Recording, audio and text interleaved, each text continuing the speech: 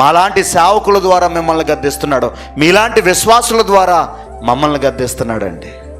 అలాగే సంఘము ద్వారా లోకాన్ని గద్దిస్తున్నాడు. దేవుడు చెబుతున్నాడు, ఉరియా ద్వారా దావీదును గద్దించినట్టుగా దేవుడు మా ద్వారా సంఘాన్ని గద్దిస్తున్నాడు.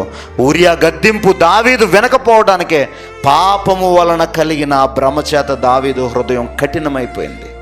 ఈరోజు మీరు కూడా వినకుండా మాటి మాటికి సంగమా అదే పనిలోకి పోతున్నారంటే గుర్తుపెట్టుకోండి, పాపము నిన్ను కూడా భ్రమకు గురి చేస్తుంది. ఏమీ తెలియదు కదా అనుకుంటుంది, ఎవరికి తెలియదు కదా, చిన్నదే కదా, క్షమాపణ దొరుకుతుంది కదా అన్న భ్రమ అంతే, అది భ్రమది. ఆ భ్రమ అనే మాయలోనికి మనల్ని నడిపిస్తుందండి. అందుకే దావీదు గారు కఠినపరుచుకున్నాడు, భ్రమకు వెళ్ళిపోయాడు, మొండి పట్టుదలకు పోయి చంపేశాడు. దేవుని దృష్టికి భయంకరమైన పాపం చేసిన వ్యక్తిగా ఈరోజు మన కళ్ళ ముందు కనబడుతుంది.